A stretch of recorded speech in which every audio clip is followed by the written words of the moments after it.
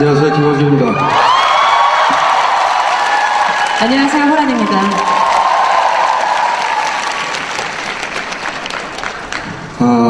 많은 분들이 오셨는데, 자기들 말고.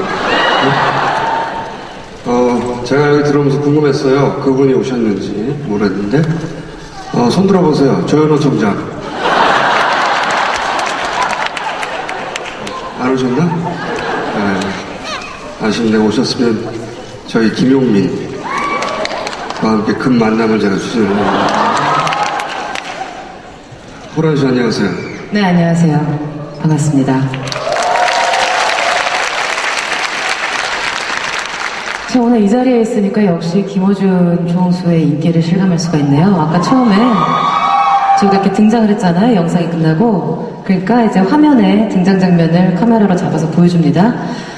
제가 한 번도 안 잡히긴 참 힘든데, 네, 앉을 때까지 제가 이렇게 봤어요. 언제쯤 잡힐까? 안 잡히더군요. 감사합니다. 여기 대본을 보면 말이죠. 이쯤에서 호란 씨가 저에게 앞에 공연 중에 가장 기억에 남는 게 뭔가요? 이렇게 물어보게 돼 있어요. 네. 이 대본은 윤도현 씨, 김재동 씨, 김 씨 모두 소속된 기획사 사장님이 자신이 의욕이 넘쳐서 본인이 직접 작성한 대본입니다.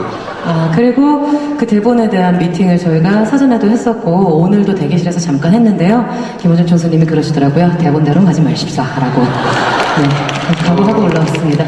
김 사장님 앞으로 대본을 돈 주고 작가를 쓰세요.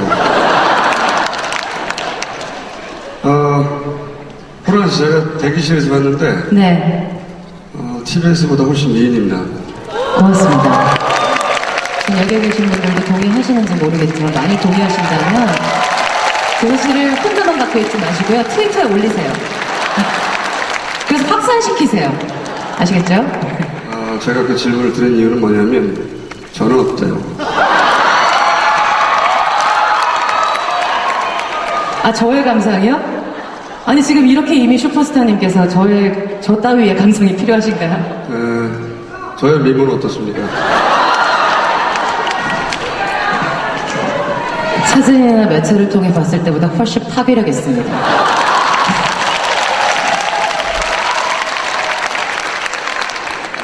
자 그러면 파괴력 있는 외모 저와 그리고 미모 호란이 오늘 함께 모시고 이야기 나눌 주인공 모십니다. 저 구기동에 사시는 김정숙 씨와 그 남편 올라왔습니다.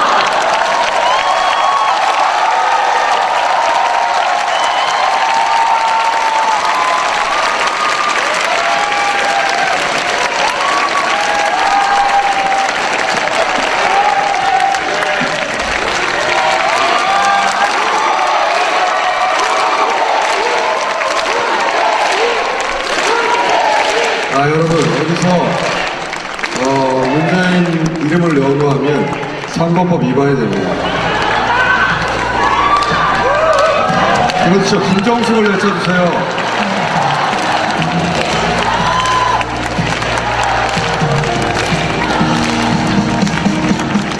자, 문재인 대신 김정숙은 괜찮아요. 다 하나, 둘, 셋. 김정숙.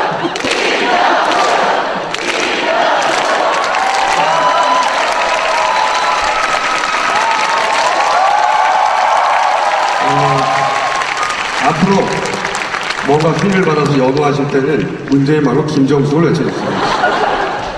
문재인을 외치는 것은 선거법 위반이 될 소지가 있기 때문에 나가보기도 전에 자 그럼 앉아주십시오. 네. 알겠죠? 김정숙. 네. 뭔가 외칠 일 있을 때는 김정숙을 외치는 겁니다.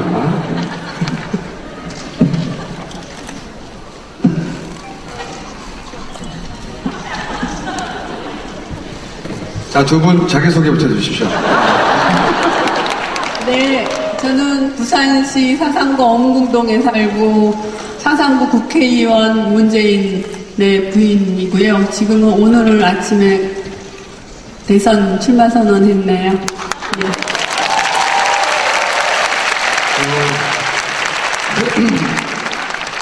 현재는 구기동에 사시죠? 네, 잠시. 맞습니다. 그래서 제가 구기동에 사시는 김정수 씨로 외치겠습니다. 네. 그 옆에 그 남편분 자기 소개해 주시고. 예, 저는 뭐 김정식의 남편 문재인입니다.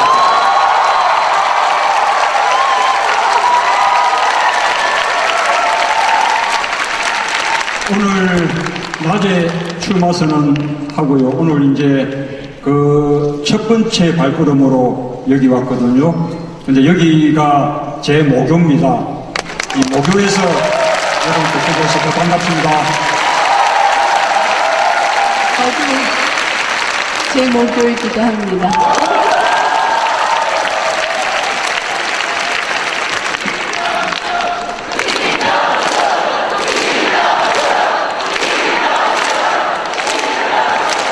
좋아요. 잘했어요. 네. 앞으로 틈틈이 김정수를 외쳐주세요.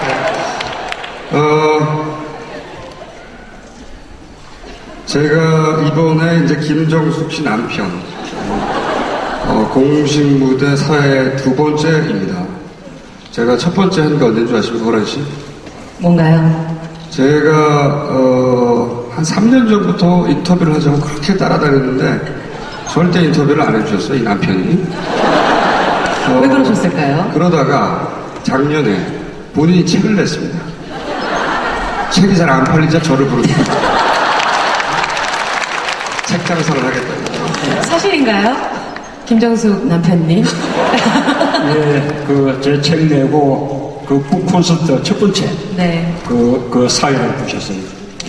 그때 책이 안 팔리자 인기 절정에 저를 불러서 책 장사를 하시겠다고. 그래서 책이 몇십만 권이 팔렸다고 해요. 네. 그러나 중요한 것은 저한테 밥을 한 번도 안 샀습니다. 오늘 저의 뒤끝을 보시게 될 겁니다. 제가 아시다시피 신문 그리고 방송까지 모두 거느린 언론사 사주 아니겠습니까? 괜히 공사 다망한데도 불구하고 제가 이렇게 와드렸는데 어떻게 감사하십니까?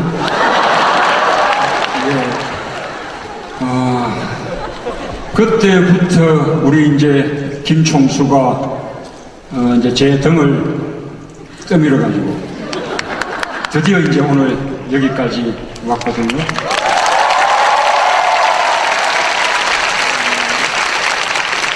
오늘 이제 출마 선언 하고서 이제 그 느낀 그 마음이 정말 참 드디어 여기까지 왔구나. 이제는 돌아갈 수 없는 그런 다리를 건넜구나. 이제 그런 이제 생각이 들었습니다.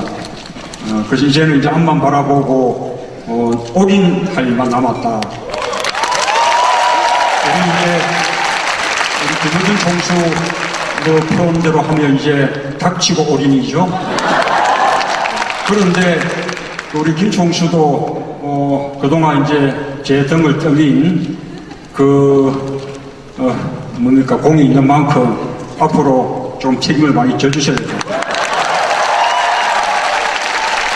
그 얘기를 옆에서 듣고 계신 사모님께서 표정이 어떤 표정일까 굉장히 궁금해요. 지금 얘기를 들으시면서 뭔가 생각에 잠긴 표정이셨는데요. 어제와 오늘 굉장히 큰 변화가 있었잖아요. 어떻게 좀 다른 느낌이신가요? 어떤 기분이신가요? 굉장히 걱정되죠. 남편이야 올인한다고 그러지만 이 자리를 만약 피하고 싶으면 피하고 싶어요. 사생활이 노출이 된다는 건 굉장히 부당하거든요. 참을 수 없고요.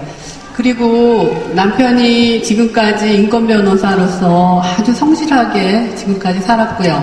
또 청와대 들어가서 아침마다 넥타이를 매면 자기가 다짐을 하는 게 눈빛을 통해서 보여요.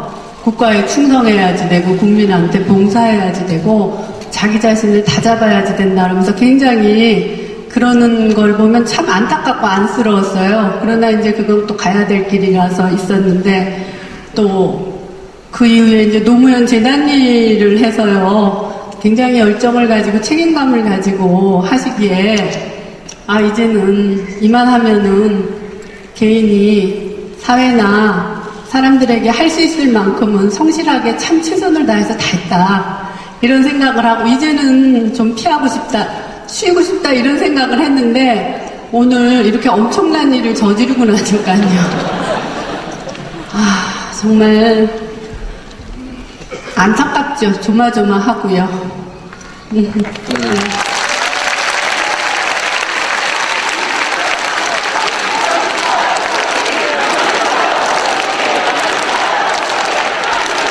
이렇게 크게 연호당하는 일도 사실은 어제까지는 없었겠죠, 그렇죠?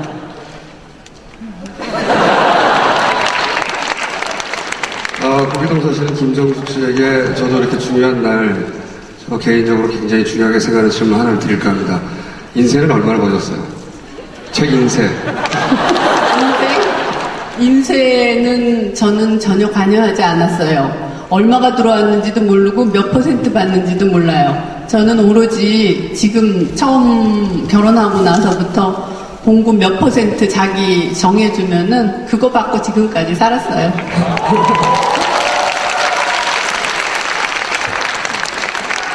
아니 그 제 책이 꽤 팔렸거든요.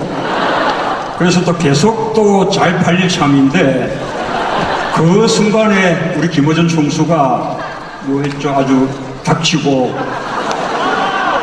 예 정치 그 바람에 이제 제 책 팔리는 게 이제 뚝 떨어져 버렸어요. 그래서 밥을 안 사셨습니까? 그 이후로 단 한 번도 연락이 없으시다고. 자, 그러면은 두 번째 질문을 제가 구기동 김정숙 씨에게 드리겠습니다. 그리고 제가 중간에 경고 드리는데, 그 남편분은 제가 질문할 때 답하세요. 자, 따님은 출마 선언에 참석하지 않겠다고 얘기했습니다. 네. 안 왔죠? 오늘 출마 선언? 네, 안 했습니다. 이거 조중동 기준으로 말하면 말이죠. 콩가루 집안입니다. 제가 이번에는 남편분에게 추궁을 드릴까 합니다. 평소 따님에게 어떻게 하셨길래 아버지가 무려 대통령 출마 선언을 하는데 참석하지 않겠다고 했는지 해명을 해주십시오. 그리고 정말 이제 가족들에게 미안한 점이죠. 이제 그 전에 제가 뭐 인권 변호사라든지 또 뭐 청와대 뭐 근무라든지 또는 뭐 노무현재단 이사장 그런 일들은 그냥 제 혼자 열심히 하면 되는 것이었거든요. 그리고 이제 그런데 지금은 그게 아니고 이제 저로 인해서 가족들까지도 사생활이 노출될 수 있는 이제 그런 이제 상황이 돼서 정말 좀 미안하죠. 우리 이제 제 처는 제 이제 또 이 정치를 반대했었는데 그래도 또 제가 또 정치에 또 나서니까 지난번도 국회의원 선거 좀 열심히 도왔거든요. 이제 앞으로도 이제 뭐 또 그렇게 뭐 도와주리라고 그렇게 생각을 합니다. 어쨌든 뭐 고마운 일이고요. 어쨌든 이제 아까 제 딸도 제가 아까 이 독립공원에서 출마 선언할 때 단상에 오르진 않았지만 그냥 그 군중 속에서 그 장면을 지켜본 것으로 그렇게 합니다. 아마 오늘 여기도 어딘가 보이지 않는 곳에 있을지 모르겠습니다. 그러나 찾지 마시고 그런 그 사생활에 또 뭐 그런 거 또 보호를 해주셨으면 고맙겠습니다. 오히려 젊은 세대한테는 더 공감을 얻을 수 있는 사건이 아니었나 싶어요. 저는 오히려 이렇게 중요한 행사에서도 개인의 선택을 존중할 수 있는 분이라는 생각에 오히려 더 긍정적인 입장을 가졌습니다. 네, 고맙습니다. 그래야죠.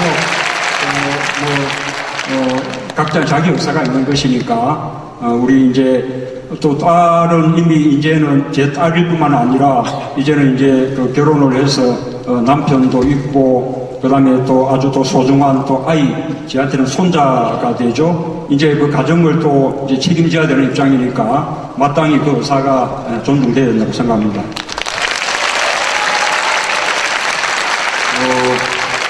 보라지 씨, 네. 남편분을 함부로 칭찬하지 마세요. 네. 지금 무대 위에서의 저는 굉장한 알력이 느껴지거든요. 오늘 대본대로 가지 말자고 하신 이유가 뭔지 알 것 같아요.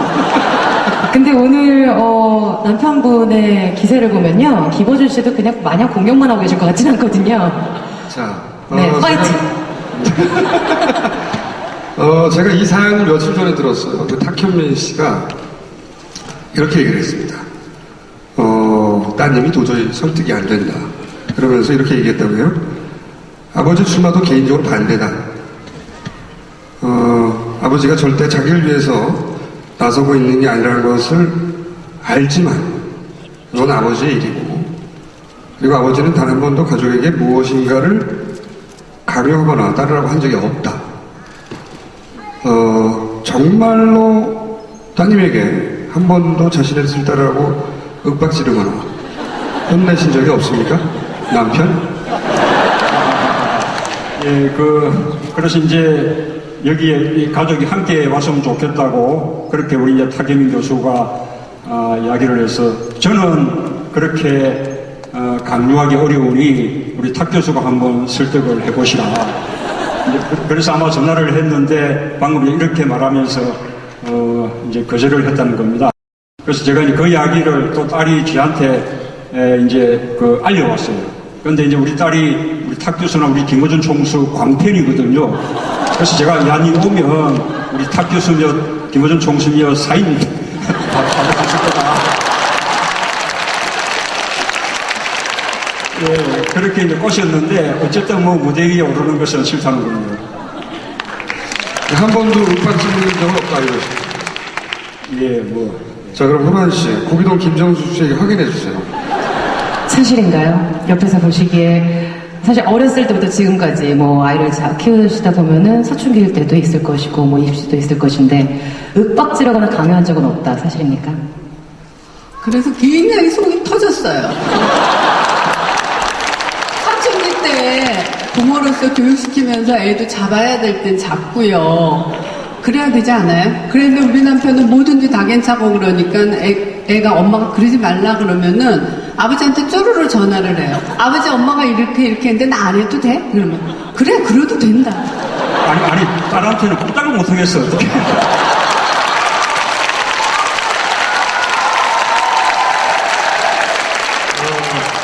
호란 씨, 이런 아버지 어떠세요?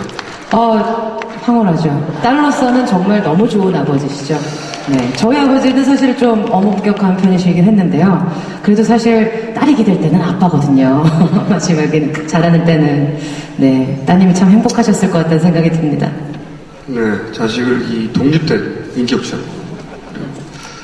자기 결정권을 완전히 인정해주는 대단히 근대적인 우리나라 사회에 저런 이렇게 가보장 제가 심한 사회에서 굉장히 보기 드문 아버지죠. 그렇게 훌륭하신 분이 왜 밥을 안 샀어요?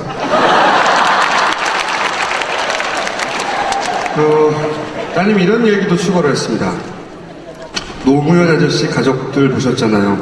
저는 그게 너무 눈물 나고 슬프고 무서워요. 아버지의 결정을 저는 싫지만 이해하고 인정해요. 하지만 저와 제 아이 그리고 우리 식구들이 그렇게 되길 바라지는 않아요. 따님이 정말 많이 슬퍼하셨던 것 같은데 이번에는 그런 일이 없을 겁니다. 왜냐? 우리가 그렇게 놔두지 않을 거기 때문에.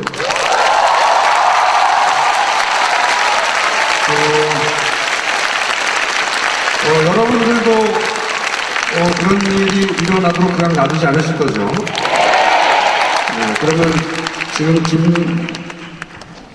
문재인이 아니라 김정숙 이름을 3번 외치도록 합니다. 약속의 의무로 하나 둘 셋.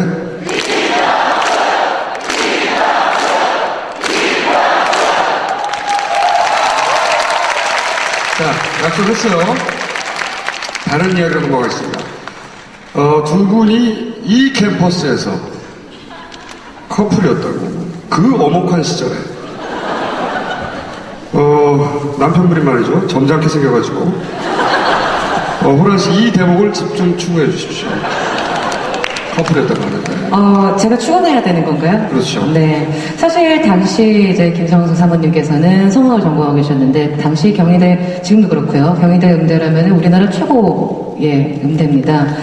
이렇게 귀하게 자라신 아가씨 김정수 씨와 강의실보다 거리 시위가 더 편하다는 나쁜 남자가 만났어요. 어느 분이 먼저 고백했나요? 제가 많이 더 좋아하지 않았나. 말로는 그랬어요. 그런데 우리 남편은 말을 잘 안 해도요, 눈빛으로 항상 말을 했어요. 그 눈빛이 뭐라고 반짝반짝 하면서, 나 너 좋아해, 나 너 좋아해. 이런 것 같았어요. 아, 그럼 직접 고백을 하시지 않으셨고 오히려 고백을 유도를 하시는 스타일이셨군요? 제가요? 아니요. 아니죠. 윤 의원님께서. 근데 이제 정 못 참으면 또 좋아한다고 하고, 내가 또 꼭 듣고 싶으면, 나 좋아해? 나 좋아해? 얘기해. 그래서 그랬어요. 근데 제 처가 저를 이제 일방적으로 쫓아다녔던 것이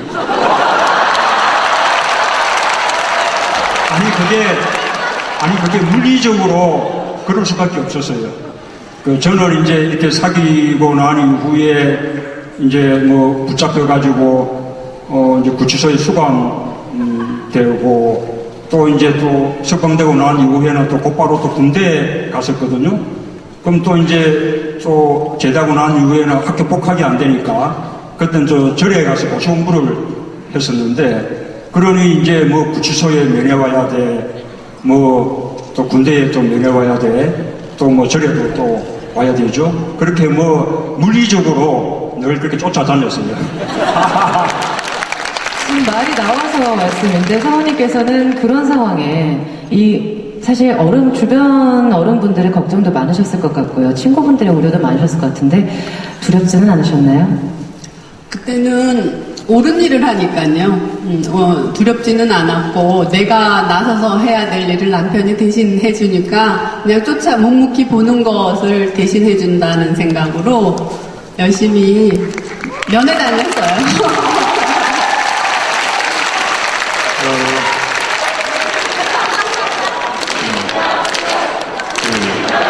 삼회로 제안합니다. 3회. 자, 그러면은 굉장히 중요한 질문을 드릴 수밖에 없는데, 첫 키스는 언제 하셨습니까?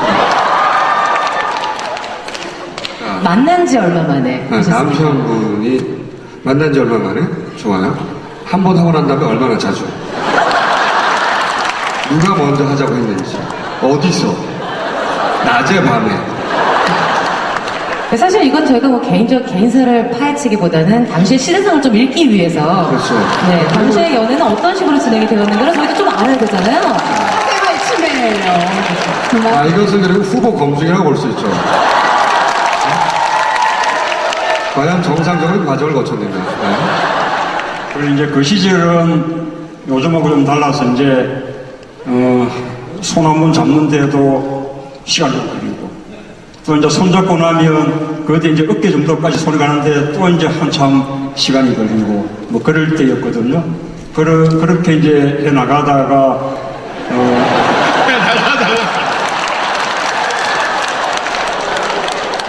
이제 결국 이제 헤어지는 게 아쉽고 그럴 때가 이제 오잖아요. 그럴 때 이제 집에 이제 보낼 때 집 앞에서. 자연스럽게 그렇게 오게 되더라고요. 그게 처음 만난 지 얼마 만이었습니까? 글쎄요, 자연스러운 시기에. 얼굴이 빨개지셨는데. 그것이, 구기동 김정수 씨에게 묻습니다. 그것이 자연스러웠나요? 상황이? 그때는 제가 이제 청와대에 남편이 온다고 그래서 부산 내려간 지 30년 만에 여기를 왔어요. 그랬더니 내 친구 애가 그러더라고요. 정수가. 나는 그 이야기가 안 잊혀져. 그래서 뭔데? 그랬더니 네가 제인 씨를 만나고 있으면서 만나도 그립고 보고 있어도 또 그립고 그런 얘기를 했는데 도대체 그게 잊혀지지를 않는다는 거예요. 전 다 잊어버렸거든요. 그럴 만큼, 그러니까 남편이 아까도 말씀하신 대로 구치소에 면회 가고 나니 좀 만나려 하니까는 강제 징집돼가지고서는 군대 가죠. 군대 갔다 와갖고선 좀 만나려고 하니까 아버님이 돌아가셔서 부산으로 내려갔어요. 제적당했으니까 직장도 없어서. 그러고 났더니 고시 공부한다고 이절로 저절로 떠돌아다니니까 또 제대로 못 만나고. 그러고 난 다음에 이제 고시가 돼갖고서는 만났는데, 그때도 유치장을 통해갖고 2차 됐어요 이래갖고 손 한 번 마주 잡아보지 못하고 그 이야기를 하고, 그렇게 해서 항상 내 마음속에는 이 남자가 꼭 갈 것만 같고, 그런 거, 시대 상황들, 이런 것들이 내재돼 있었던 것 같아요. 그래서 만나도 그립고, 보고 있어도 또 봐야지 될 것 같은 그런 안타까운 마음이 있었어요. 그래서 아마 그런 순간들이 있을 때 아마 남편하고 더 어떤 이런 진한 스킨십 같은 것을 제가 원했는지도 모르죠.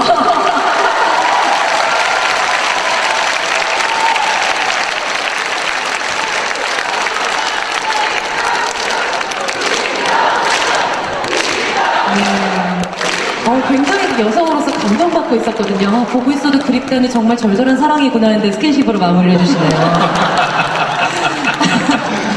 같은 여성으로서 이야기를 듣다 보니까 좀 궁금한 점이 생겨서 그런데요. 사실 그렇다면 좀 굴곡이 있는 연애를 하신 거잖아요. 게다가 또 이제 여자라면 연애를 하면서 좀 남자한테 케어받고 싶고 나를 좀 이렇게 챙겨줬으면 좋겠고 이런 생각이 드는데 오히려 반대였단 말이죠. 그렇게까지 사랑할 수 있게 된 매력은 뭐였을까요? 어떤 것들이 그렇게 좋으셨어요? 스킨십은 빼고요.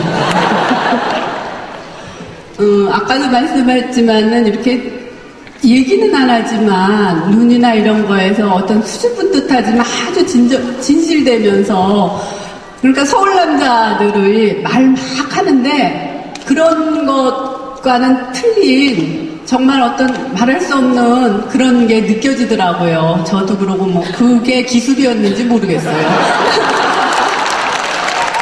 진정성의 기술에 바르셨군요. 그렇죠. 네. 지금까지도 그래요. 네. 아니, 그럼 애틋하면서 귀하게 자라면서 동시에 스킨십을 원하는 그런 예쁜 여자친구를 두고 왜 학생운동을 그렇게 열심히 하셨어요? 연애하기도 시간이 모자랄 판에.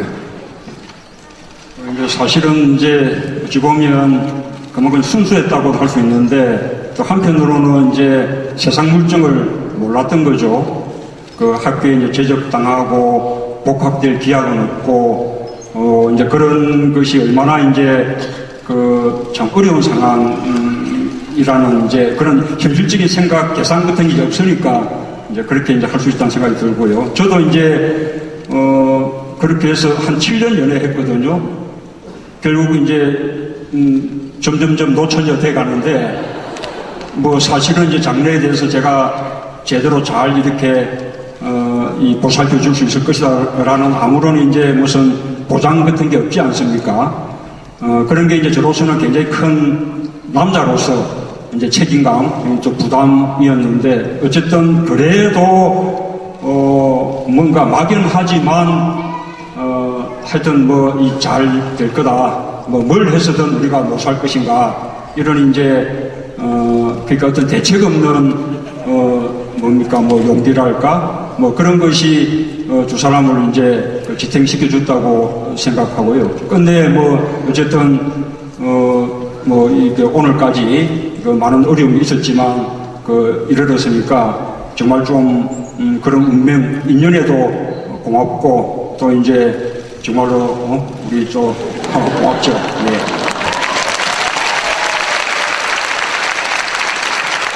선생님 얘기를 들어보니까 남편은 딱히 잘하는 게 없어요. 대부분 고기동 사시는 김정수 씨가 다 잘하시는데, 그러다가 사시 공부를 시작하셨어요. 학생운동을 하다가 학생운동과 사시 공부는 뭐랄까요, 체제에 순응하는 거 아닙니까? 사시 공부를 한다는 건 뭐 출세하려고 하는 것이고, 그거 아닌가요? 그렇습니다. 지금은 뭐 그런 일이 없지만 과거에 이렇게 이제 학생운동 이렇게 이제 투출하게 또 하는 분들은 이제 평생 그 민주화운동에 그 몸을 바칠 것을 이제 결의들 하면서 뭐 노동 현장으로 가기도 하고 뭐 이제 그랬었거든요. 그래서 그럴 때 고시 공부를 이렇게 한다는 것은 뭔가 이제 그 현실 영합 또는 출세 지향, 그래서 변절했다. 이제 그런, 심지어 그런 소리까지도, 이제 들을 수 있는 일이었거든요. 근데 저는 이제, 이 복학 후에, 이제 제대 후에 학교 복학이 되지 않고, 떠있던 그 시기에 제 이제 아버님이 돌아가셨습니다. 저희 아버님은, 제가 가장 어려웠던 시기에 또 제가 잘 되는 것을 전혀 보지 못하고 돌아가셨던 거죠. 그래서 그때 아버님 돌아가시고 나니까 제가 그렇게 미안할 수가 없어요. 그래서 이제 무슨 그냥 취직하려던 그런 이제 계획들 다 적고 저희 어머니께 이왕 이렇게 고생했던 거 조금만 더 고생하시라고 그렇게 이제 말씀드리고 그리고 이제 고시 공부를 다시 시작을 이제 했었죠. 그러니까 제 돌아가신 아버님께 정말 미안했어. 그분 돌아가신 후에라도 제가 뒤늦지만 효도해드리고 싶은 그런 마음에서 이제 고시 공부를 시작했습니다.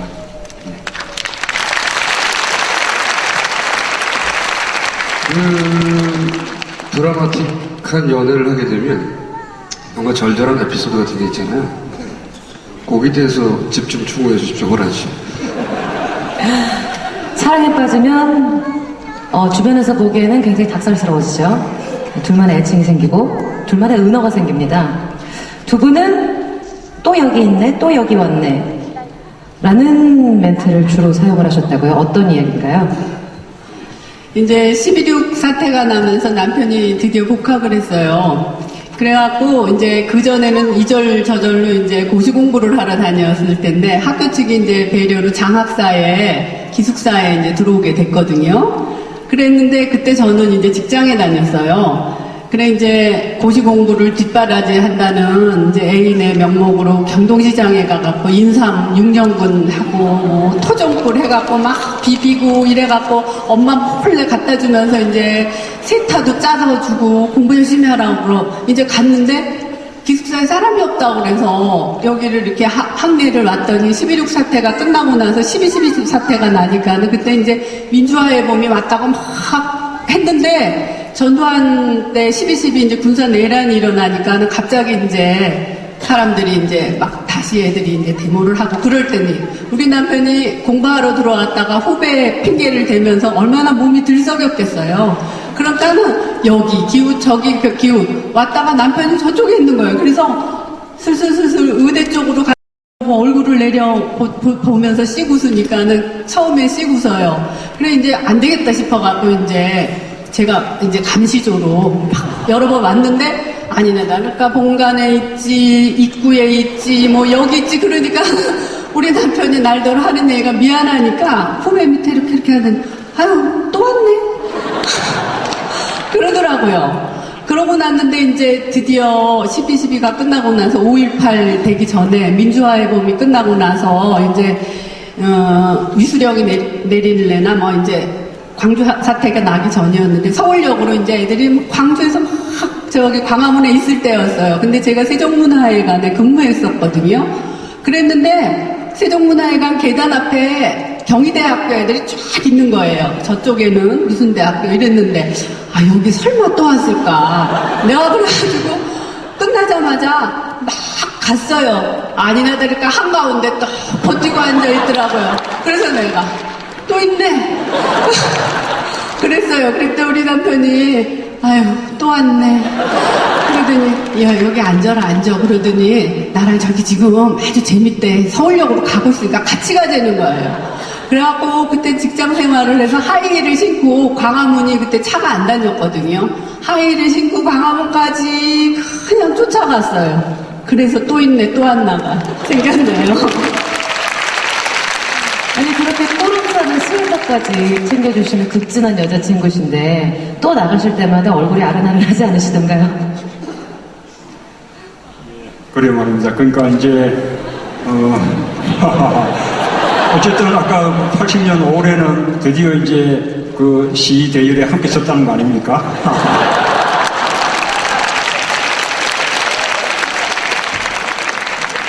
그러다가 감옥에 가셨죠. 그죠? 그 시절에 감옥에 가셨죠? 답하세요, 남편분. 예, 아까 제가 이제 그 출마 선언했던 그 독립공원 그 자리에 원래 있던 서대문 구치소 거기에 저는 뭐 그때는 맛만 봤죠. 뭐 집행유예로 나왔으니까요. 그래서 거기에 한 3개월 정도 구속된 적이 있고, 그 다음에 아까 말한 이제 80년 5월에 그 이제 5.17 그때 이제 터지면서 그때 개헌포고령 위반으로 또 이제 한 번 구속이 됐었죠. 예. 거기도 김정숙 씨, 야속하셨죠? 야속하셨죠? 야속 그런 생각 안 했어요. 그때는 하여튼 뭐 이렇게 역사의식 같은 거는 없었지만 그래야 된다는 당위성이 있었거든요. 근데 같이 이렇게 당하니까 같이 이겨내야지, 견뎌내고 뭔가 그런 생각이었어요.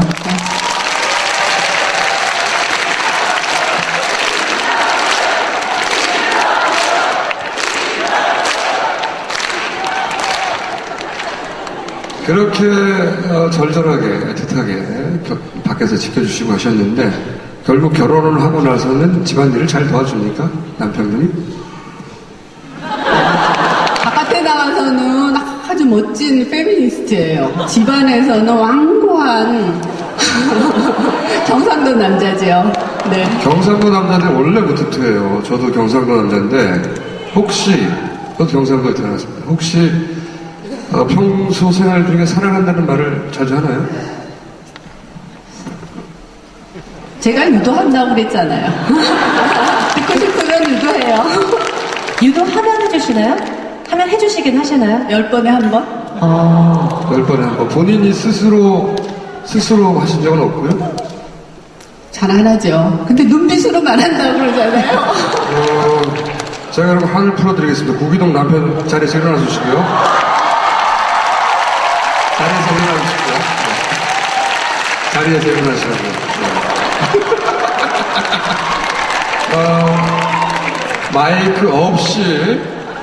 마이크 없이 큰 소리로 외치겠습니다. 나는 김정숙을 사랑한다.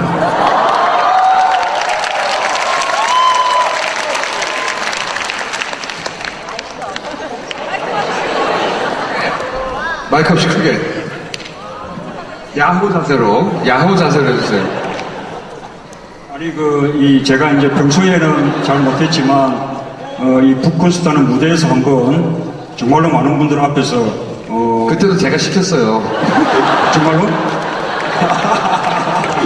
자, 그러니까 마이크 내려놓고 나는 김정숙을 사랑한다 크게 야호 자세로 1회 외치겠습니다.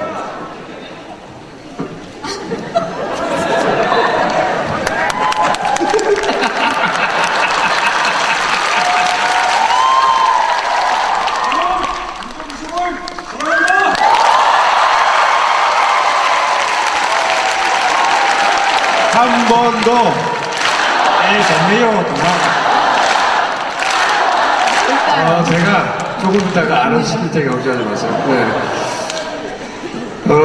저기 고기동 김성숙 씨는 이거 동영상으로 들을 테니까 집에서 틀어놓고 계시고요.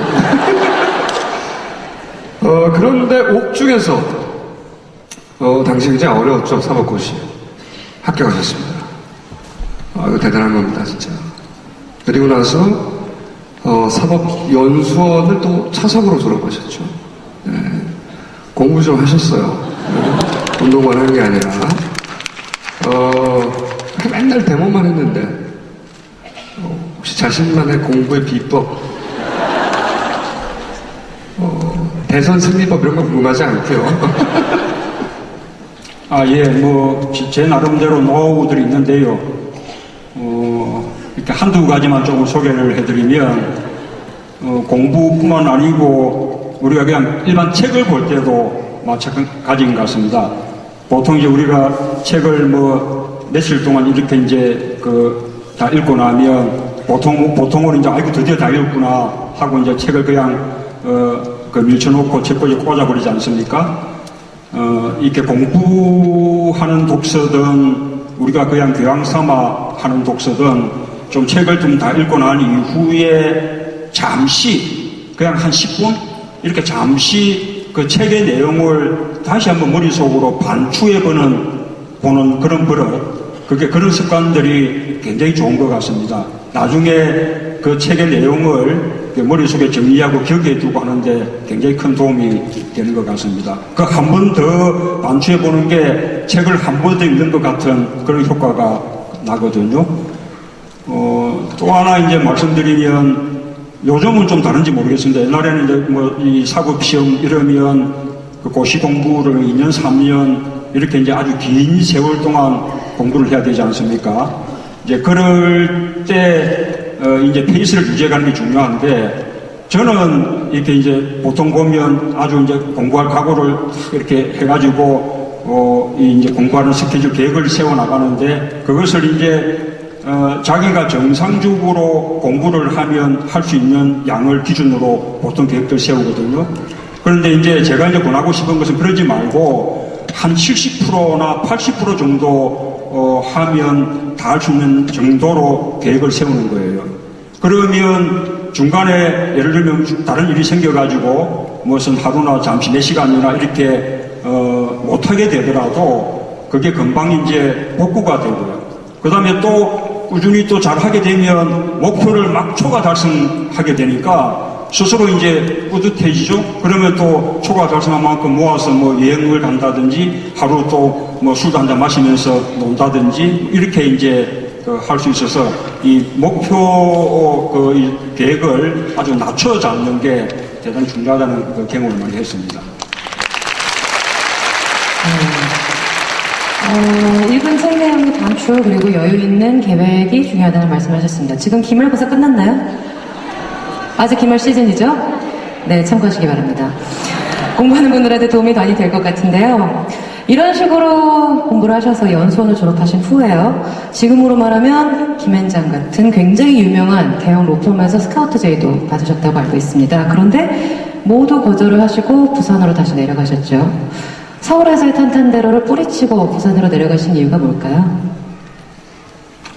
그게 그 당시에 제가 이제 변호사를 하는 꿈이 그랬습니다. 그냥 왜 보통 이제 변호사 하면 조금 뭐 없는 사람들 도와주기도 하고 우리도 보통 시민들의 사건 맡아서 열심히 또 해서 이제 보람을 가지고 그렇게 뭐 생각을 해왔었거든요. 근데 이제 아까 말씀하신 그런 쪽으로 가면 당장 대우는 훨씬 좋지만 하자면 이제 국제 변호사 뭐 이런 길을 걸으면서 이제 고급스러운 변호사 길을 걷는 거예요. 그래서 그거는 이제 제가 원래 이제 꿈꾸었던 삶이 아니었기 때문에 그냥 이제 일반 서민들 사건을 하는 변호사의 길을 이제 걷게 된 거고 그러다 보니 이제 부산으로 가게 됐고 또 이제 그러다 보니 당시 이제 노무현 변호사님을 이제 만나게 된 거죠. 거기서부터 지금까지 이제 오게 됐네요. 노무현 당시 변호사 이야기는 좀 닭이라고 그 전에 그래서 고생을 실컷 하고 이렇게 애틋하게 기다려서 드디어 사실을 합격했는데 남편이 변호사가 됐습니다. 그렇게 해서 생활이 좀 나아지셨나요? 아니 그러면요 변호사들 뭐 아무리 뭐 아니 잘 살죠. 남편분 조용히 해주시고요. 예, 변호사는 그 당시 내 친구 애들 이제 삼성, LG 뭐 이런 데 가는 사람들보다 공급은 많았어요. 예, 그래서 했는데 다른 변호사들보다는 많이 못했죠. 그리고 우리는 이제 아무것도 없는 데서 전세 400만 원짜리에서 시작했기 때문에 집도 구해야 되고 뭐 이런 과중한 압박이 저한테 좀 있었어요. 잘 살고 싶은 욕망이.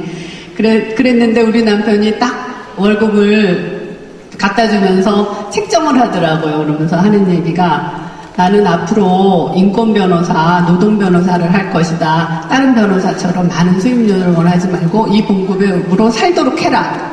그러더라고요. 그래서 그랬는데 그 당시 그게 그렇게 적은 돈은 아니었기 때문에 좋아요. 그러면서 이렇게 살았죠. 그랬는데 그 봉급이 10년 동안 묶여 있어요.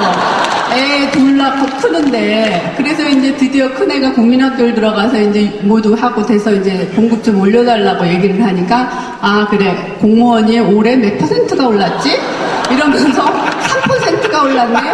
그러면서 그래서 애가 국민학교 들어간 지 3년 됐으니까 좋아 10% 올려주지 이러면서 올리더라고요. 그러고 난 다음에 이제 또 올려줘요. 애가 중학교 들어가고 고등학교 과외가 하니까. 그러면서 이제 지금까지 이제 뭐 변호사 아까도 얘기했듯이 인쇄도 뭐 별로 알고 싶지도 않고요. 그냥 주는 생활비 가지고 맞춰서 살면은 되는데, 그런데 그 돈이 딴 변호사들보다 못 받는다고 그래서 제가 뭐 이렇게 주눅이 들거나 그렇진 않았어요. 세상이 참 재미있었거든요. 대학교 다닐 때도 뭐 여러 번 유치장에도 들어가고 뭐 군대도 가고 뭐 고시 면회 다녀서 결혼을 했는데, 그 이후로 변호사가 되고 나서도 60항쟁이지 아주 세상의 이 파고의 끝에서 인권 변호사로서 사는 거예요. 아주 예민한 순간들이고, 자기가 지조를 버리느냐 안 버리느냐 이런 사건들이 해갖고 대통령 또 청와대까지 와서 이런 시기였거든요. 그래서 지금도 생각을 하면 그래요. 봉급 많이 갖다 준 변호사로서 내가 지금 해서 누렸을 생활과 봉급은 적었지만 인권 변호사로서 자기 할 일을 하면서 명예를 중요시하는 내 남편, 얼마나 재밌게 살았느냐. 다른 남편하고 살라고 그러면 난 지금도 이런 남편하고 택해서 살겠다.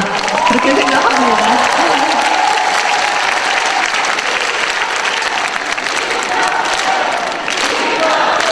네. 자, 3회로 제안해 주시고, 그러면 다시 마이크를 놓고 남편분 일어서 주세요. 일어서서 이렇게 외쳐주십시오. 정수가 고마워. 그건 제가 이제 오늘 또 하나 준비를 해온 게 있거든요. 예, 그거 제가 준비해온 오, 편지를 쓰셨나요? 편지를 와. 평소 절대 안 하시는. 이때까지 편지 몇 번 받아보셨어요, 성우님? 군대 있을 때 편지 많이 받고요. 시도 받고 그랬어요. 군대 있을 때가 언제입니까, 지금? 30 몇 년 전인데요. 아니 연애할 때는 연애 편지를 좀 썼죠. 우리 처가 제가 그때 보냈던 그 연애 시절의 편지를 보관하고 있는 걸 봤었는데 지금도 보관하고 아직도 갖고 있는지는 잘 있어요. 모르겠고요. 자산 목록 1호예요. 하여튼 결혼하고 난 이후에는 지금 처음 하는 건데, 이거 참 땀나네요. 근데 요즘은 뭔가 이렇게 지지에 도움되면 뭐든지 합니다.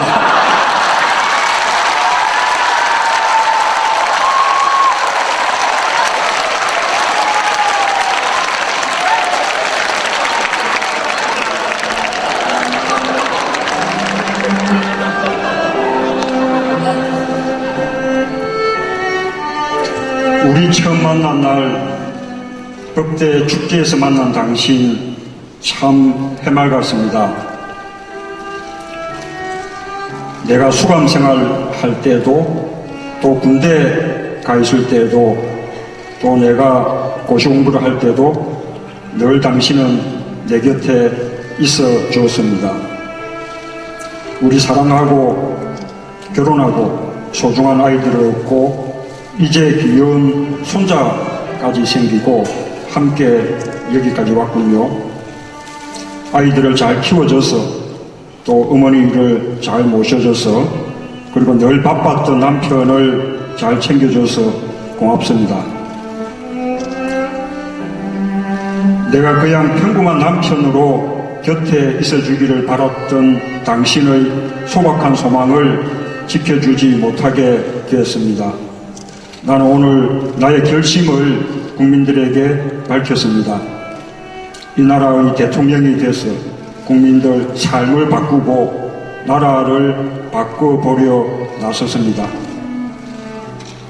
지난 총선 출마 때에도 이번에도 묵묵히 내 결정을 따라준 당신이 고맙습니다.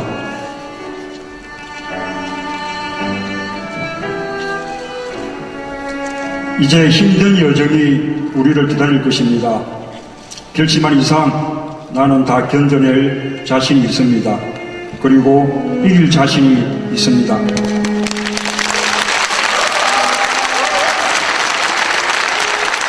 하지만 당신에게도 그 고생을 시키려니 미안합니다.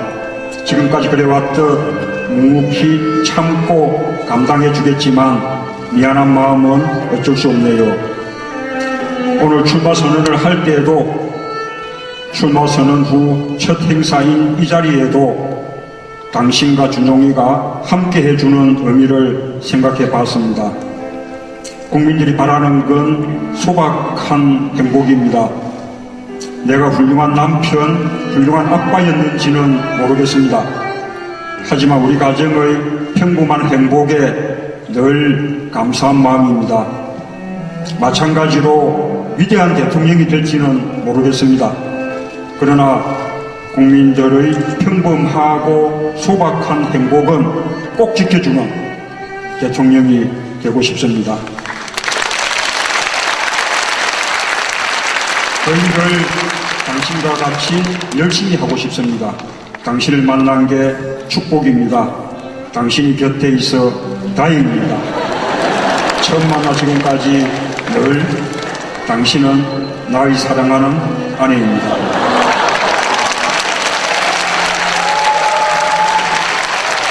감사합니다.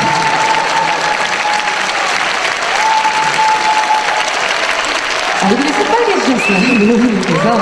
자, 김정숙 세 번 한번 외칩니다. 하나, 둘, 셋.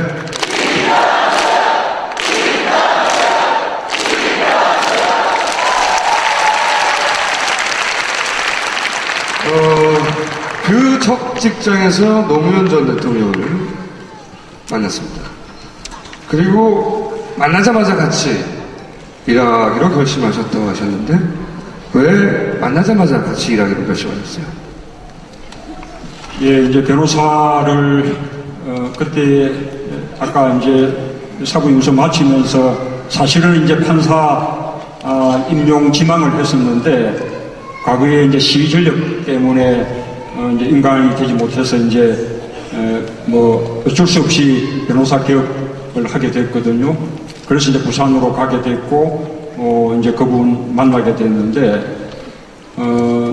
제가 이제 그 전까지 사법연수원 다니면서 사법연수원의 교수님들, 그리고 또 우리 또 법조설배 분들, 이렇게 이제 많이 만났지 않겠습니까? 그러다가 그 분을 딱 보니까 그 전까지 제가 만나왔던 법조인들하고는 이제 전혀 다른 거예요. 그러니까 뭐, 말하자면 이제 목에 힘주는 거 전혀 없고, 정말 이제 소탈하고, 그 다음에 제보다, 사법시험도 한참 선배고, 연세도 뭐 제보다 한 6살 이렇게 많으신데도 정말로 참 친구처럼 이렇게 대해주고, 그리고 또 제가 이제 시전력 때문에, 이렇게 판사 임용이 되지 못한, 이제 그런 어떤 부당한 그 처사에 대해서 같이 아주 분개해주고, 그래서 이제 그런 이야기를 나누면서 정말로 이분은 나하고 좀 같은 과다, 나하고 같은 세계에 속한 사람이다. 그런 이제 그 느낌이 왔죠.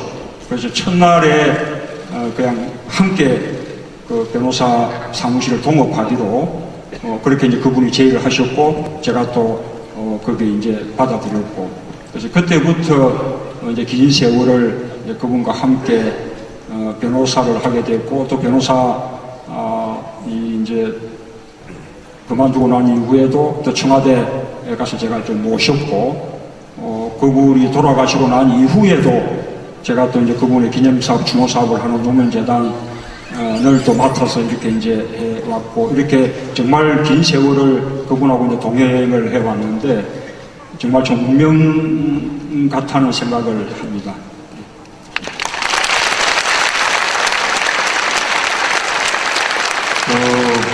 두 분 다 만나본 저로서 이 말씀을 드릴 수 있을 것 같아요. 두 분이 인간의 결이 같다. 종자가 비슷한 사람들이었다. 네. 스타일의 차이는 좀 있습니다. 노무현 전 대통령은 사람들 앞에 나서서 굉장히 크게 웃으며 큰 목소리로 이야기하기를 즐기셨고, 남편, 김정숙 씨의 남편분은 사람들 옆에 씁니다. 옆에 서서 조용히 웃으며 이야기를 나누길 좋아하시죠. 그런 스타일의 차이는 있으나 인간의 결은 같다. 여기서 저희가 초대 손님이 한 사람 더 있어요. 누구냐? 아들을 모십니다.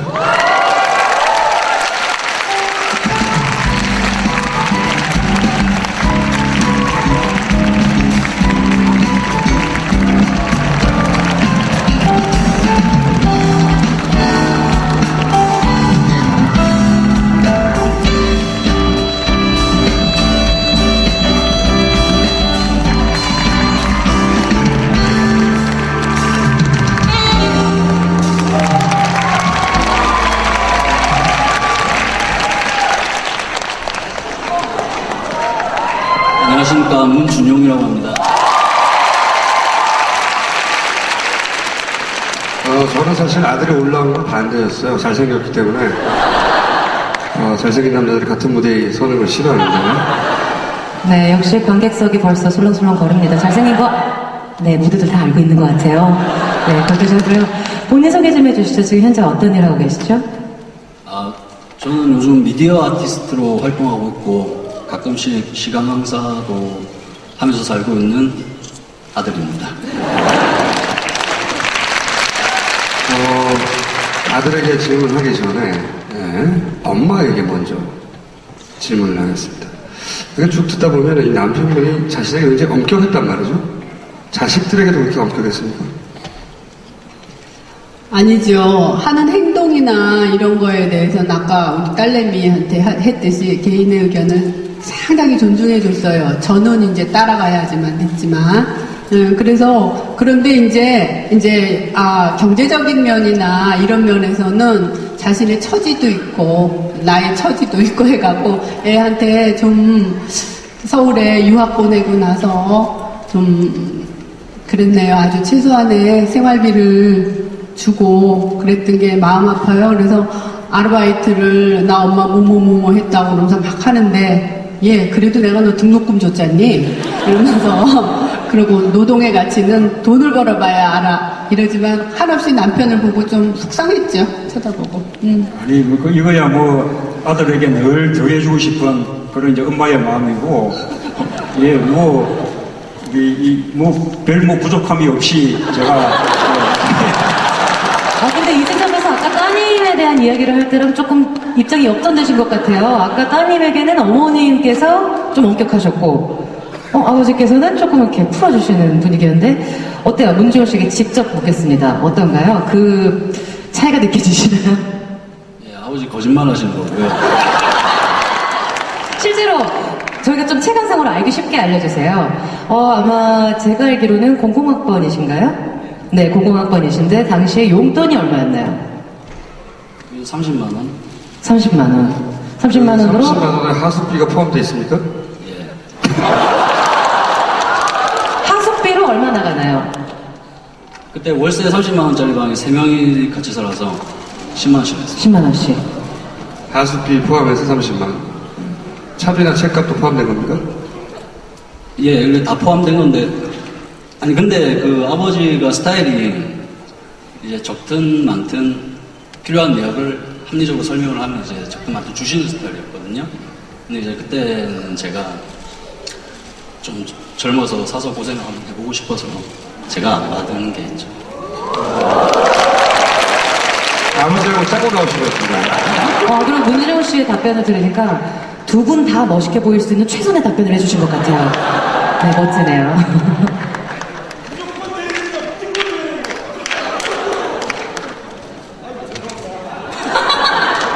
네. 선관에서 오신 분 같기도 하고. 여기 선관에서 오신 분 손 들어보세요. 있을 거예요. 찍고 있는. 근데 찍을 게 없겠죠. 문재인 연호하면 안 되는데. 김정숙을 연호하고 있으니까 우리가. 유학도 가셨죠, 사람 씨. 예. 그때도 그렇게 짜게 구셨습니까? 예. 군대 가셨을 때 아버님은 이 특수부대 출신인데 본인은 어딜 가셨어요? 저는 그 논산의 육군훈련소에 조교로 있었습니다. 조교요. 조교. 빨간 모자 쓰고 그분들이시죠? 그렇죠. 네. 예, 소리 지르고 막. 무서운 분들. 네. 실제 이렇게 보기엔 굉장히 부드러운 인상이신데요. 옛날 일이니까요. 빨간 모자 쓰면 어떻게 변하는지 한번 보여주실 수 있으세요? 제 개인적인 욕심이에요. 보란, 잘했어. 이게 조교가 원래 절대 눈을 보이면 안 돼요. 이렇게 모자를 이렇게 푹 눌러 쓰고요. 네, 지금 화면에 눈 안 보입니다. 네, 이렇게 하고 절대 눈을 보이면 안 됩니다. 카리스마를 유지하기 위해서. 그리고 저는 이제 어머니한테 배운 발성법으로, 성악 발성으로. 네, 성악 발성으로 맨날 소리를 질렀죠. 네, 보여주시죠. 네. 저 어머니께서도 궁금해하고 계세요. 마이크 없이 네, 마이크 없이. 일어서서 아버지가 대통령 나가시려고 하는 거야. 예, 이거 너무 오랜만에 해서 제대로 되는지 모르겠는데,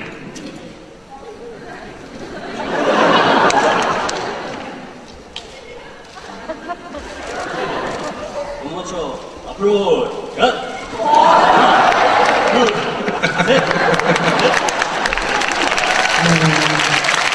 그 시절이 그 아버지가 민정수석 하시던 시절 아닌가요? 청와대? 아니요, 그게 아니고 제가 01 군번이거든요. 근데 노무현 대통령 당선되신 게 2002년이에요. 그래서 저는 이등병이랑 일병 이제 힘들 때 다 지나고 상영에서 편해지니까 아버지 민정수석이 되셨죠. 그때 면회는 오셨습니까? 군대 갔을 때 아버님이? 한 번 오셨습니다. 한 번. 예. 딱 한 번. 군대 면회 오셨을 때 무슨 에피소드 같은 거 없어요? 따뜻한 사랑을 전해주었다든가. 그런 거 전혀 없죠. 예를 들어서 휴가 나오기 전에 이제 뭐 군대 있을 때 집에 전화를 한다든가 아버지가. 그럼 어떤 따뜻한 대화를 나누셨어요?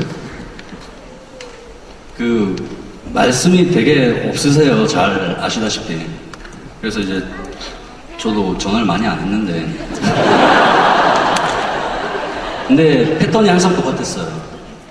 제가 전화해서 아버지 저예요. 잘 지내냐? 예. 이러고 갔어요.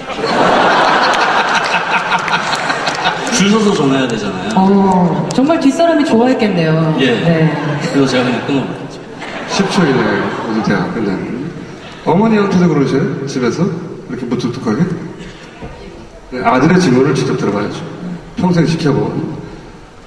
예, 저희 아버지 그야말로 경상도 아빠들 집에 오면 두 마디 딱 한다는 딱 그거죠. 뭐라고? 먹자 자자.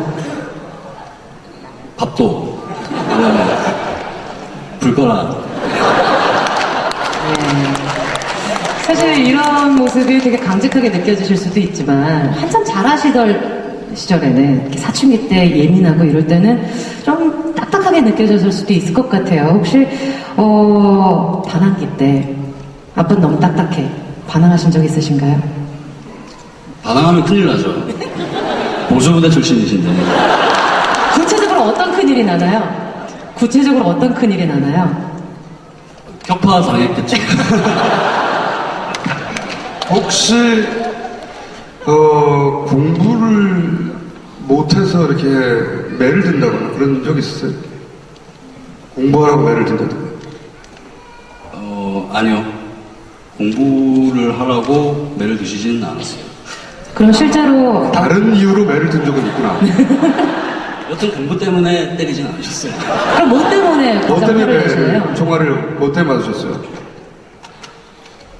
아, 종아리가 아니라 맨손 격파. 격파요? 이유는? 이유는? 아, 이유는 별로 생각이 안 나는데 뭐 제가 대들었겠죠. 일합에 격파 당하셨어요? 그래가지고 생각나 어린애를 갖다가 남편이 한 번 그랬는데 애를 갖다 애기가 뭐 이렇게 국민학교 다닐 때인데 뭔가 해서 뭔가 저도 정확하게 생각 안 나요. 그랬는데 막 애를 갖다 그냥 탁 때리니까 얘가 화가 나가지고 저는 여자애 우리 딸내미 같으면은 아버지가 이러면은 아유 아버지 뭐 이러는데 얘는 똑같이 아버지랑 똑같아서 일주일을 말을 하려고 아버지만 뒤로 앉아갖고 그때 그러더라고요. 무슨 이유로 아들을 격파하셨는지 생각나십니까? 예, 진짜 땀나네요. 하여튼 한 번, 아주 어릴 때, 한 번 이제, 손찌검을 한 적이 한 번 딱 있는데, 그게 이제 음식을 가리는 것 때문에, 그러니까 이제, 음식 가리는 거고. 근데 이제, 몇 살 때요? 글쎄요, 한 초등학교, 저학년 때, 이제 콩을 이제 먹지 않겠다는 건데, 이 밥에 콩을 다 도망가는 거예요. 그래서 이제 그러지 말라고, 이제, 근데 이제 그게 이제 대들고 하니까 제가 뭐 참고 한번 이제 그랬었죠. 근데 그게 어찌나 이제 그 후회가 되던지요.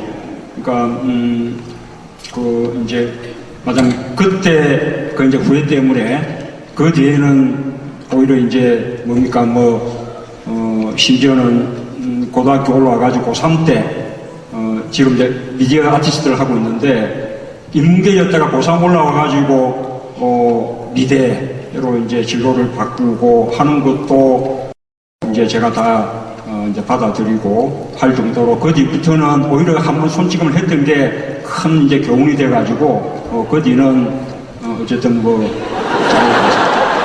그 아드님은 그 뒤로 콩을 드십니까? 아, 예, 그럼요, 먹어야죠. 가장 좋아하는 도시락 반찬은? 콩. 이렇게 엄격한 아버지시지만 아들로서 사실 자신의 롤모델은, 자신의 첫 롤모델은 항상 아버지가 되게 마련이잖아요. 아버지가 가장 존경스러운 순간은 언젠가요? 난 이럴 때 아버지가 자랑스럽다. 예, 제 입으로 아버지 자랑하기 좀 그런데, 역시 아드님도 그 부산 남자의 피를 받으셨어요. 그렇죠? 아, 근데 항상 자랑스럽습니다. 특히, 지금 얻으신 평판이 청렴결백하다는 평판인데, 한두 번의 자랑스러운 행동이 아니라 오랜 시간 이렇게 축적된 평판이 그렇다는 것이거든요. 그래서 그런 점이 항상 자랑스럽습니다.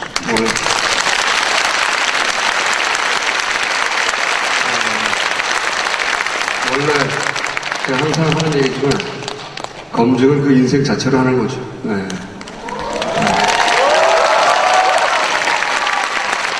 자, 그런데 아버지 단점은 뭡니까?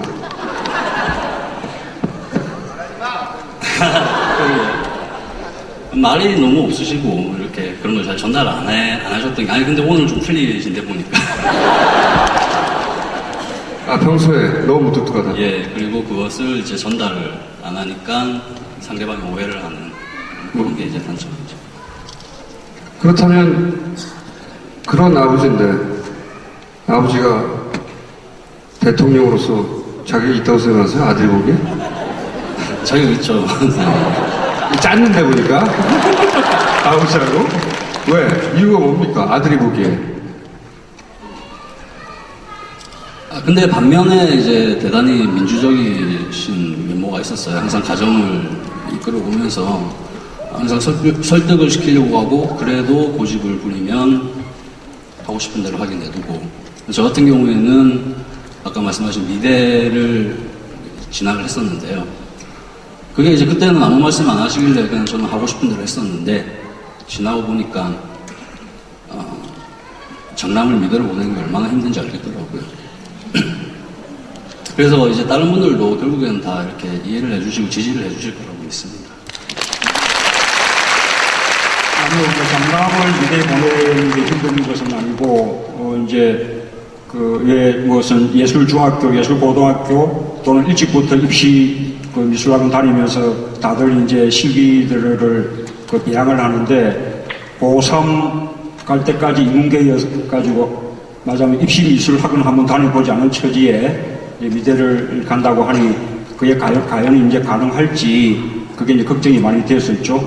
그런데, 또 본인이 워낙 하고 싶었던 일이라 또 그렇게 하니까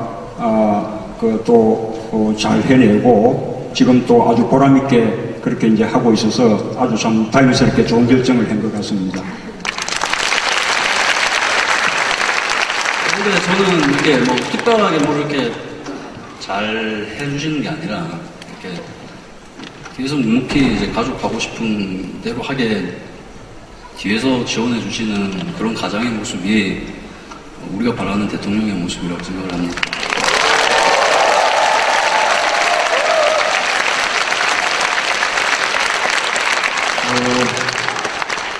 어제는 대기실에서 아버지하고 아들이 짰어요. 그 아드님이 오늘 공연 제목을 굉장히 잘 알고 계신 것 같아요. 제가 아는 이 남편분의 다른 정치인과 가장 큰 차이점은 다른 모든 정치인이 왜 나라고 대통령이 되지 말란 법이 있어? 내가 왜 안 돼? 혹은 나여야만 해 라고 한다면 이 남편분은 완전히 달라요. 그 자리를 원한 적 없으셨죠? 예. 어쨌든 이제 정치 자체가 제가 이제 저에게는 맞지 않는다고 늘 생각을 해왔었지요.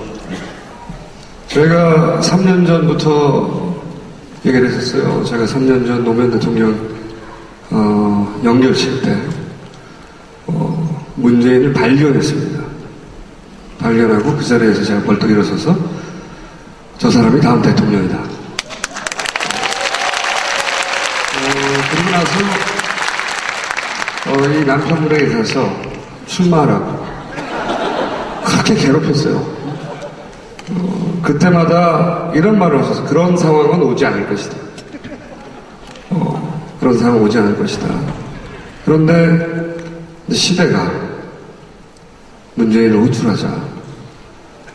꼭 내가 대통령이 되고 싶어서가 아니라 자신이 해야 할 일이라고 받아들이신 거죠. 잘하셨어요.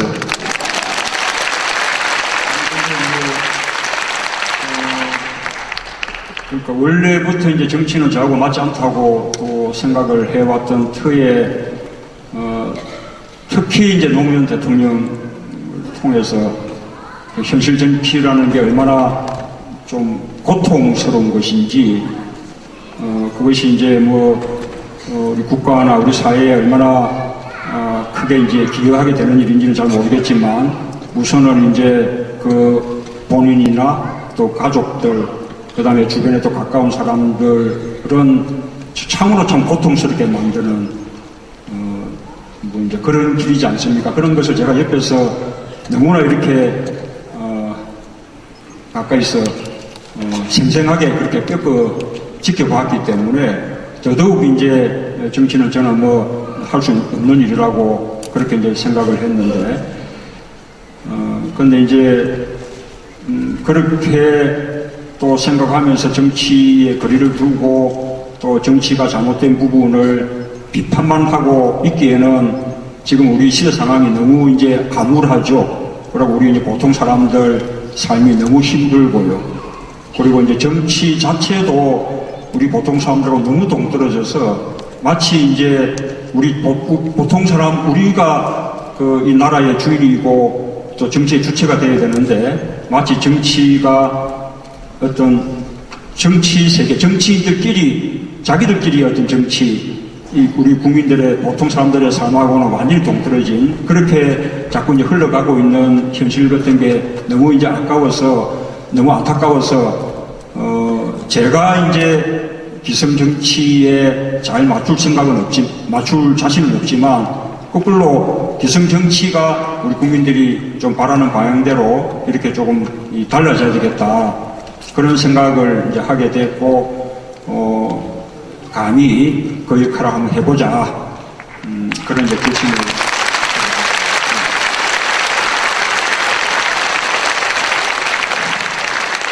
이렇게 어려운 결정을 했는데 부기동사실은 김정숙 씨는 이 대목에서 남편에게 어떤 얘기를 해주시고 싶으세요? 이제 시작을 했고요. 여기 오신 오늘 오전 2시에도 그렇고 많이 지지하시는 분들의 그 그냥 하염없는 아무것도 없이 그냥 지지해 주시는 그런 마음들 그런 마음을 생각하면 또한 저희들도 책무감을 가져야 된다고 생각해요. 그래서 남편이 출마 선언을 했고 한 이상 또 투지가 생기죠. 열심히 하겠습니다.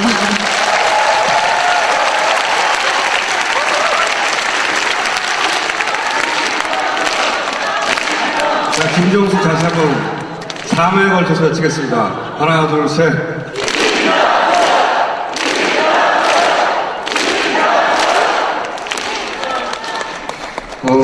이제 마지막 얘기를 해야 될 것 같은데요. 호란 씨 오늘 어떠셨어요? 이런 정치인이죠, 이제. 정치인을 직접 만나서 이런, 토크를 해보시면 처음이죠. 네, 처음입니다. 저는 사실 이렇게 정치에 대한 이야기들 잘 알지도 못하고 이렇게 기회도 별로 없었거든요.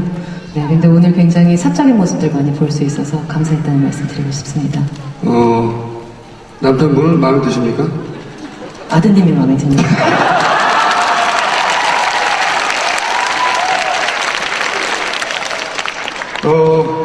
마지막으로 여기 오신 분들에게 이제 어려운 길 시작하셨는데 꼭 하시고 싶은 얘기 있으십니까?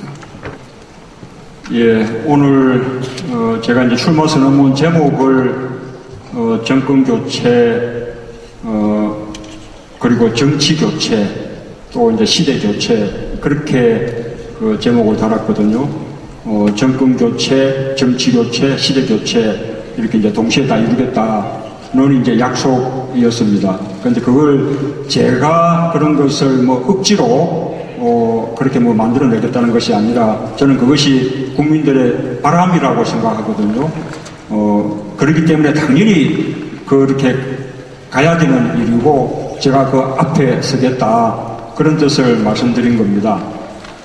정권 교체는 뭐 다 당연하게 그렇게들 생각할 거고 정치 교체는 아까 이제 말씀드린 대로 우리 이제 보통 사람들이 그냥 정치의 객체나 어떤 대상에서 벗어나서 우리가 스스로 정치의 어떤 주인이 되어야겠고 정치를 보통 사람들을 위한 정치, 보통 사람들을 대접하는 정치로 그렇게 이제 바꿔야겠다는 것을 정치 교체로 그런 말로 표현을 한 것입니다.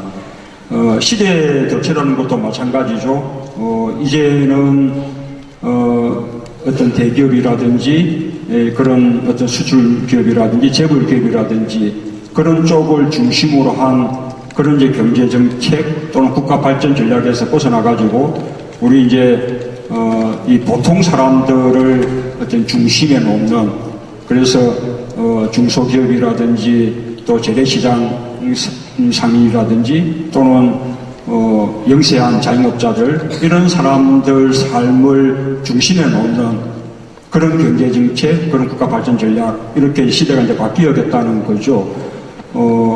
저는 그것이 국민들의 간절한 어떤 열망이라고 생각하기 때문에 그렇게 꼭 될 것이라고 확신을 합니다. 다만 그냥 되는 것은 아니죠. 정권 교체도 정치 교체도 그 다음에 또 이렇게 방금 시대 교체도 우리 이제 국민들, 시민들이 나서서 참여해야만 가능한 일이라고 생각합니다. 이 자리에 젊은 분들도 많은데 젊은 사람들도 더 열심히 참여를 해야 되고요. 그래야만 젊은 사람들에게 더 희망을 주는 또 젊은 사람들이 바라는 그런 세상으로 만들어갈 수 있을 것이라고 생각합니다. 여러분, 제가 이제 오늘 앞으로 가야 될 길이 저에게는 뭐 쉽지 않은 길이라고 생각합니다. 아주 이제 치열한 경쟁 그런 게 이제 남아 있죠. 저는 그 경쟁의 어떤 그 결과에 대해서는 걱정하지 않습니다. 그러나 경쟁의 과정은 정말 좀 이제 잘할 수 있을까 걱정도 됩니다만 여러분들께서 함께 해 주신다면 반드시 이겨낼 수 있다고 생각을 합니다. 아까 말씀드린 그런 바람직한 세상 함께 만들자, 함께 나갑시다는 말씀으로 마지막 인사 말씀 드리겠습니다. 감사합니다.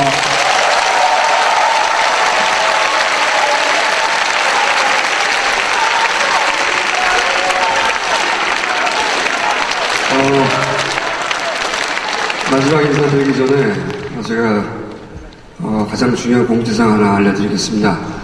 3년 전에 저 사람이 대통령이라고 외쳤을 때 주변에서 다들 웃었습니다. 하지만 이제 아무도 비웃지 않아요. 그래서 제가 조만간 미아리에 점집을 열 생각입니다. 이제 우리 모두를 위해서 어려운 길에 나선 김정숙, 구기동의 김정숙, 그리고 그 남편, 그리고 그 아들을 위해서 큰 박수 부탁드립니다.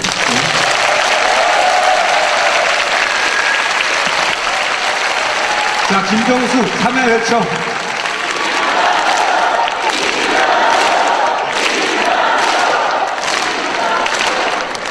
자, 지금까지 저 오른쪽 끝에는 제가 TV에서보다 실물을 보고 깜짝 놀랐던 호랑이 자, 씨. 추위 돌리세요. 자, 저는 김원주였습니다. 감사합니다. 감사합니다.